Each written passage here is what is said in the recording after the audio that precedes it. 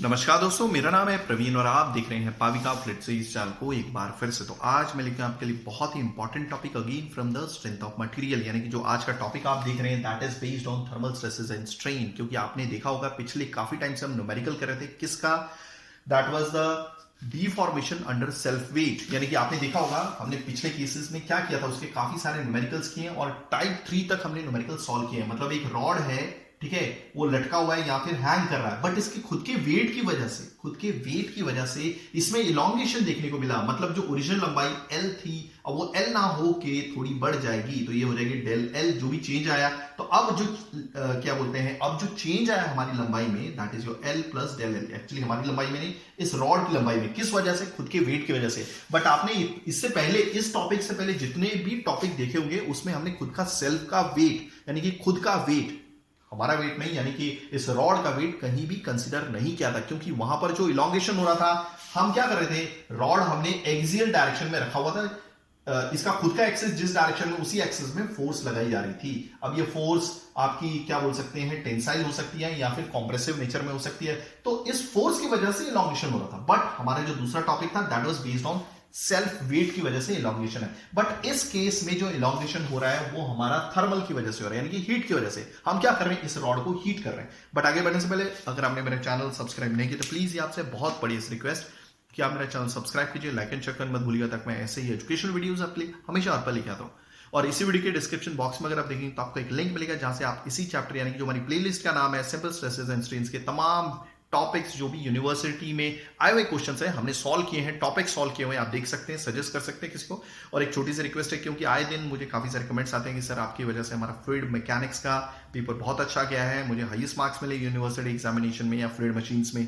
ठीक है, जो फ्लूइड मशीन भी एक क्या बोलते हैं सब्जेक्ट है मैकेनिकल इंजीनियरिंग का, फ्लूइड मैकेनिक्स भी है आपका क्या बोलते हैं सिविल इंजीनियरिंग, केमिकल इंजीनियरिंग और क्या बोलते हैं हमारा मैकेनिकल इंजीनियरिंग का सब्जेक्ट है। तो आए दिन काफी सारे कमेंट्स आते हैं कि सर आपकी वजह से हमारे काफी अच्छे स्कोर हुआ है। ठीक है, तो मेरी एक गुजारिश है कि प्लीज डोनेट कीजिएगा, उसका भी जो लिंक है डिस्क्रिप्शन बॉक्स में दिया गया है। ओके, तो चलिए स्टार्ट करते हैं। ज्यादा टाइम लेते हुए मैंने जैसा कि आपको समझाया कि हमारे किस तरह के टॉपिक्स रहे। ठीक है, तो अब हम यहां पर कॉन्सेंट्रेट करने वाले हैं। सबसे पहले तो हम ये देखेंगे जो इलोंगेशन हो रहा है क्यों हो रहा है। ठीक है, अब आप देख रहे हैं कुछ चीजें मैं यहाँ पे रिपीट कर देता हूं। आप देखेंगे कि एक रॉड है, ठीक है, उसकी लंबाई ओरिजिनल L है। फिलहाल यहाँ पे ध्यान मत दीजिए, L अल्फा T लिखा हुआ है वैसे मैंने। ओके, एक रॉड है जिसकी खुद की लंबाई L है। ओके, एक साइड से वो फिक्स्ड है, ठीक है। ओके, दूसरी साइड से वो फ्री है, फ्री ओपन इन एटमॉस्फेयर। ठीक है, दूसरी साइड से फ्री है, कोई रोकने वाला नहीं। ओके, तो कुछ प्रॉपर्टी है मटेरियल की जो हमने लिखी हुई है, वो एक बार पढ़ देता हूं। E जो है मॉडुलस ऑफ इलास्टिसिटी है। ठीक है, एक्चुअली ये प्रॉपर्टी होती है मटेरियल की, और E की वैल्यू अलग अलग होती है गीगा पास्कल में या किलो न्यूटन पर mm स्क्वायर में बोल सकते हैं आप। ओके, कॉपर की अलग है, स्टील की अलग है, देन योर माइल्ड स्टील की अलग होगी, कुछ ज्यादा फर्क नहीं होगा वैसे। ओके, देन ब्रॉन्ज की अलग है, ब्रास की अलग है। Okay, next is original length, L क्या है, इसकी खुद की लेंथ है। ठीक है, अल्फा। अब यही चीज तो हमें यहाँ पे पढ़नी है जो बहुत इंपॉर्टेंट है, काफी स्टूडेंट्स को समझ में नहीं आती, that is your thermal coefficient of expansion. अब इसकी यूनिट देखेंगे तो आप होगी क्या होगी, मीटर पर डिग्री सेल्सियस पर मीटर। वैसे आप इसे काट भी सकते हैं, तो कई जगह कई बुकों में आपको पर डिग्री सेल्सियस से लिखा हुआ इसकी यूनिट मिलेगी। ठीक है, ईटी क्या है, थर्मल स्ट्रेन है। इससे पहले मैं समझा चुका हूं स्ट्रेन क्या है। ठीक है, इस बार हम देखेंगे थर्मल स्ट्रेन क्या है। Then next is thermal stress, next is T. आप देख रहे हैं यहाँ पे टी लिखा हुआ है, टी क्या है आपका, delta T, T change in temperature. Okay, अब हम छोटा सा एक एग्जांपल ले लेते हैं कि भाई ये thermal stresses and thermal strain का कॉन्सेप्ट क्या है। ठीक है, जैसा कि आप देख रहे हैं यही डायग्राम है, वापस एकदम फ्री हैंड बना देता हूं, कोई प्रॉब्लम नहीं है। ठीक है, आप देख रहे हैं कि अगर इसका खुद का रूम टेम्परेचर, मान लीजिए ये एक रॉड है, स्टील रॉड है। ओके, एक साइड से फिक्स्ड है, वही चीज है जो मैंने यहाँ पे बनाई हुई है, बट मैं यहाँ पर अभी एक्चुअल में आपको समझाने की कोशिश कर रहा हूँ। ठीक है, ओके, हम क्या करते हैं, इसको इसके नीचे बर्नर रख देते हैं। ओके, तो ये गर्म कर रहा है। ओके, इसका टेम्परेचर बढ़ के 65 डिग्री सेल्सियस हो गया। ओके, तो चेंज इन टेम्परेचर कितना हो गया, that is 65 degree Celsius minus 25 degree Celsius, that is 40 degree Celsius. तो आप देख रहे हैं change in temperature 40 degree Celsius आ गया।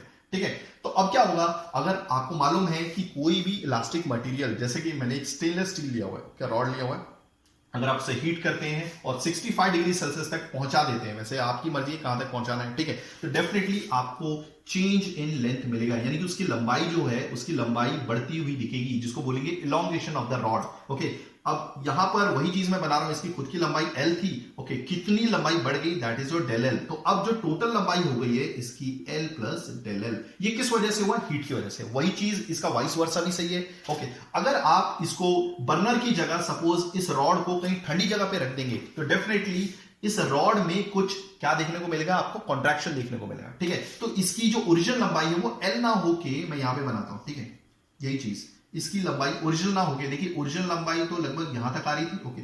अब ये रॉड यहां तक हो गया है, तो अब चेंज इन लेंथ कितना है, that is your del L, okay. Clear हो गया, ओके। ओरिजिनल लंबाई तो यहां से यहां तक थी L, तो अब जो एक्चुअल लंबाई है वो कितनी रह गई है, सपोज मान लीजिए ये इसको L1 कर देता हूं, तो therefore L1 is equal to L minus del L. तो क्लियर हो गया, ओके। बट यहां पर रॉड फ्रीली एक्सपैंड हो रहा है या फिर कॉन्ट्रैक्ट हो रहा है, क्लियर हो गया। बट हमें देखना है कि भाई हीट की वजह से स्ट्रेस क्यों पैदा हो रहा है, हीट की वजह से स्ट्रेन क्यों पैदा हो रहा है, क्लियर हो गया ये, ओके। चलिए तो अब उसकी तरफ बढ़ेंगे, ठीक है। ये तो जनरल कॉन्सेप्ट था।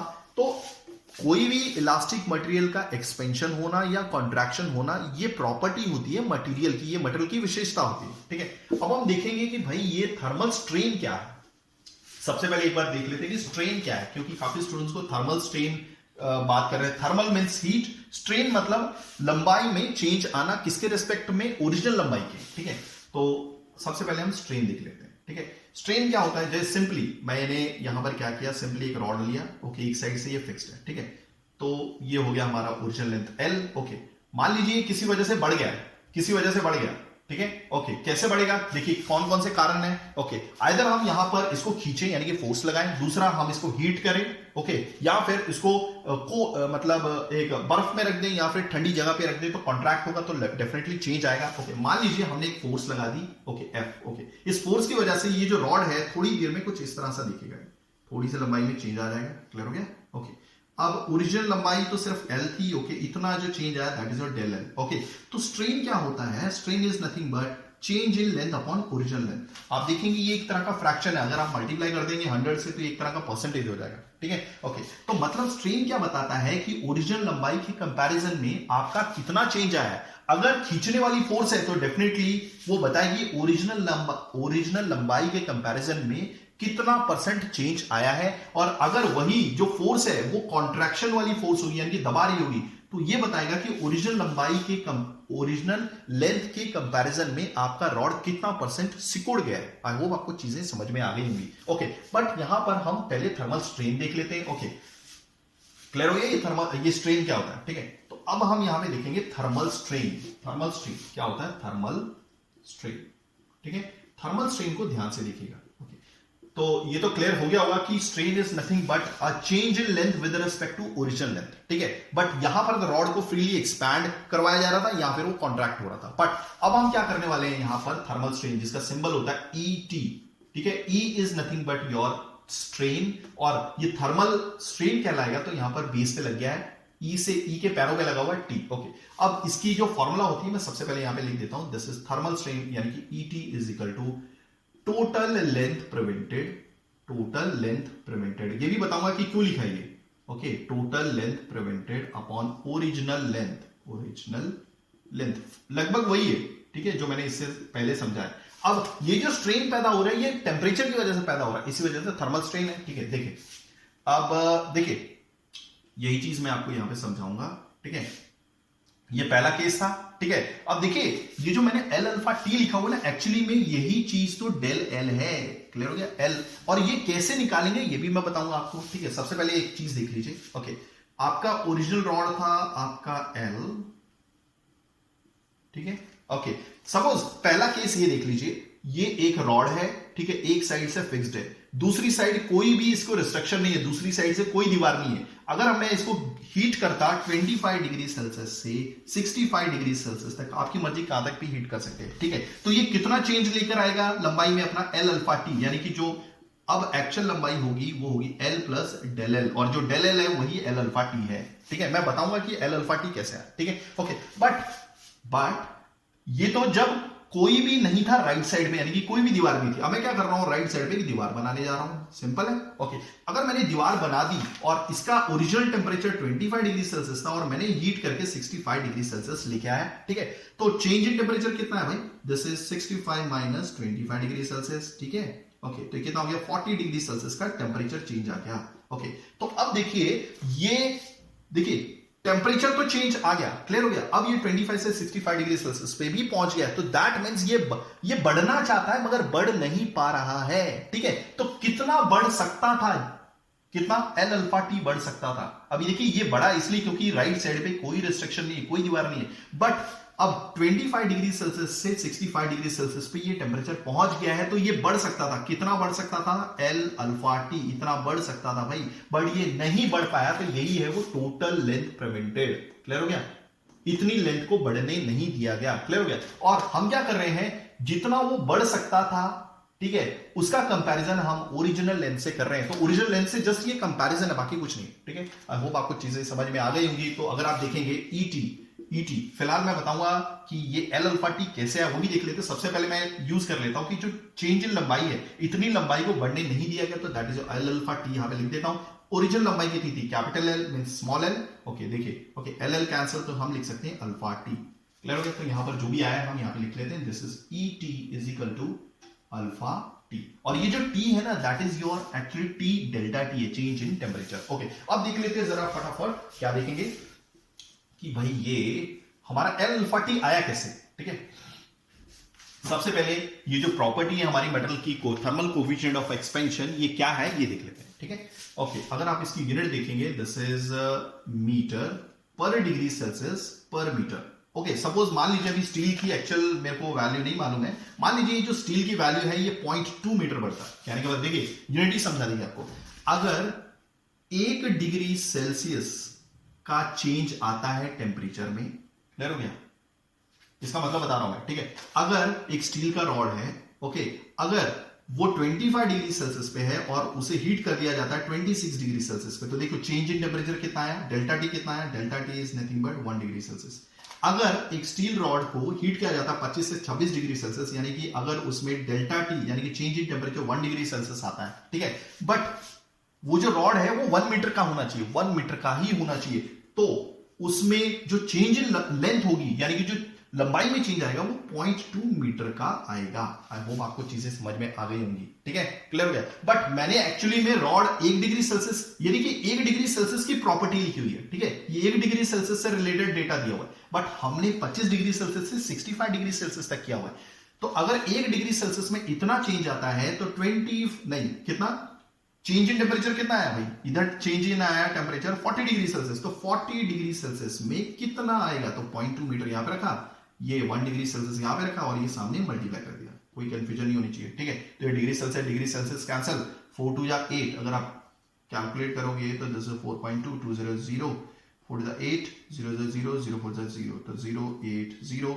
ओके, तो 0.8 ये आ गया चेंज इन लेंथ, कितना आया चेंज इन लेंथ, समझ में आ गया, ठीक है, सिंपल है।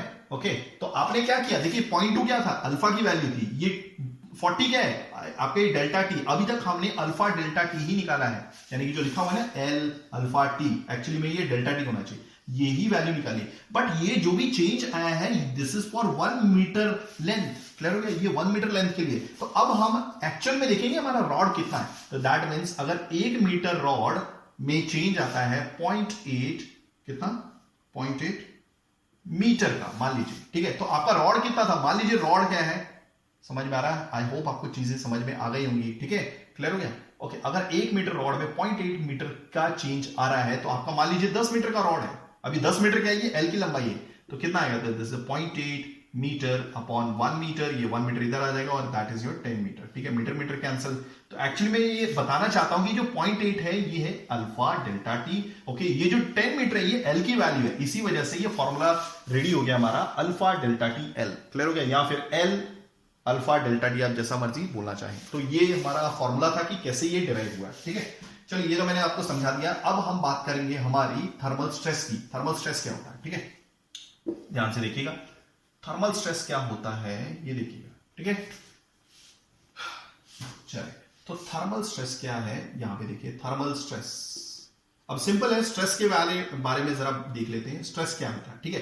ये एक फोर्स होती है, अगर आप इसका फॉर्मूला देखें, फोर्स अपॉन एरिया। अब ये फोर्स कौन सी होती है, ये होती है रेजिस्टिंग फोर्स, रोकने वाली फोर्स, और कहां पर एक्ट करती है, वो एक्ट करती है इस क्रॉस सेक्शन एरिया पे। अगर ये रॉड सर्कुलर है, इसका जो क्रॉस सेक्शन एरिया है वो सर्कुलर है, तो ये जो फोर्स होती है ऐसे एक्ट करती है। क्लियर हो गया? ओके, तो देखिए अब मैं क्या करूंगा, यही रॉड को मैं एक काम करता हूं, यहां पे बना देता हूं। ओके, इस साइड भी दीवार बना देता हूं। ओके, अब मैंने इसको 25 डिग्री सेल्सियस से कहां पे हीट कर दिया था, 65 डिग्री सेल्सियस पे। डेल्टा टी आया 40 डिग्री सेल्सियस चेंज। ठीक है, तो अब इस दीवार के द्वारा एक फोर्स लगाई जाती है, यानी कि रिएक्शन फोर्स लगाई जाती है। ठीक है, जो रोकने का काम कर रही है, बट ये तो बढ़ने का काम कर रहा है, तो इसके द्वारा भी एक फोर्स लगाई जाएगी। कहां पे लगाई जाएगी? इस क्रॉस सेक्शन एरिया पे। ठीक है, मान लीजिए इसका क्रॉस सेक्शन एरिया ए है और इसके द्वारा फोर्स लगाई जा रही है एफ, तो यही होता है हमारा फोर्स अपॉन एरिया। बट ये जो स्ट्रेस है हीटिंग की वजह से पैदा हो रही है, तो इसी वजह से इसको क्या बोलेंगे? Thermal stress. हो गया, थर्मल स्ट्रेस। सिंपल है। ओके, तो ये हो गया। अब इसका फॉर्मूला देख लेते हैं। आपको मालूम है, आपने जब भी स्ट्रेस वर्सेस स्ट्रेन का ग्राफ देखा होगा, ठीक है, प्रोपोर्शनैलिटी डायरेक्टली ग्राफ जो होता है वो ओरिजिन से निकलता है। ओके, ये हो गया स्ट्रेस और ये हो गया स्ट्रेन। हो गया ये भी क्लियर? ओके, तो उसमें देखा होगा आपने सिग्मा, इसका सिंबल होता है सिग्मा और इसका सिंबल होता है ई। तो sigma is directly proportional to E. अगर ये प्रोपोर्शनैलिटी कांस्टेंट खोल देते हैं तो that is equal to capital E. Capital E यही है हमारा modulus of elasticity, that is E. तो अब हम क्या करेंगे, हमें सिग्मा की वैल्यू चाहिए। ओके, तो सिग्मा क्या होगा? यही लिखा है ना, थर्मल स्ट्रेस। एक काम करूंगा, इस थर्मल स्ट्रेस को बोलूंगा sigma T, that is your force upon area. Okay, ये तो मैं जस्ट बता रहा था कि थर्मल स्ट्रेस कैसे आप निकाल सकते हैं, बट ये वाला फॉर्मूला हम यूज करेंगे, दैट इज कैपिटल ई, और ये जो स्ट्रेन है दैट इज ई टी। तो देयरफॉर दैट विल बी, ई की वैल्यू हमें मालूम होनी चाहिए, कोई भी मॉडल जो भी हम यूज कर रहे हैं, ई टी की वैल्यू यहां पे लिखी हुई है अल्फा टी। काम करता हूं, ये इनटू हटा देता हूं। ठीक है, यहां पे डॉट डॉट लगाता हूं, तो दिस इज योर क्या बोलते हैं, sigma T equal to E alpha T. Clear हो गया ये?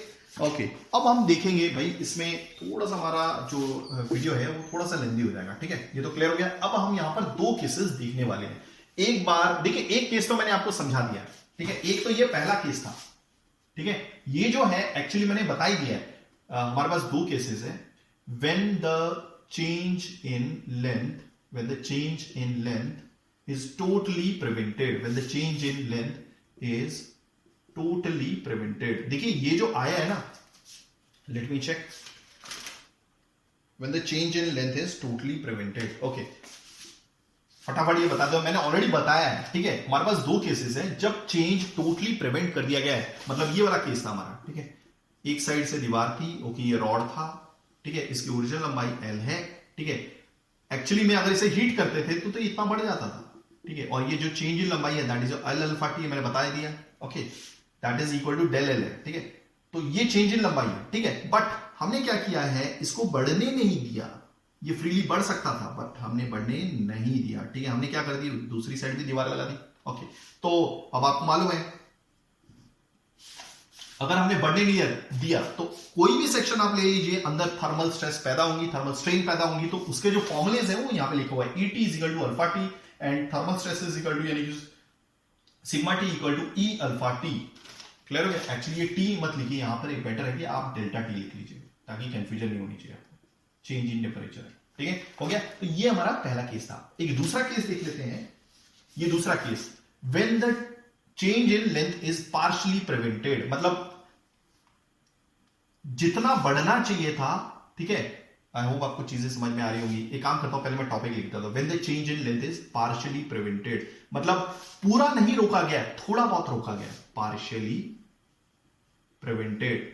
ध्यान से देखिएगा, पार्शियली प्रिवेंटेड। देखिए, अगर सपोज मैं यहां पर कोई भी मतलब दीवार नहीं लगाऊं, ठीक है, तो ये आराम से एक्सपैंड हो सकता है। कितना एक्सपैंड हो सकता है? L alpha delta T. यहां पे डेल्टा टी लिखूंगा तो ज्यादा बेटर है, क्योंकि काफी स्टूडेंट बोलेंगे कि भाई आप कभी टी लिख रहे हैं, कभी डेल्टा टी लिख रहे हैं। ओके, तो यही चेंज इन लेंथ है। ठीक है, अब हम क्या बोल रहे हैं, ओके, दीवार पहले आपने देखा पहले केस में दीवार यहां थी।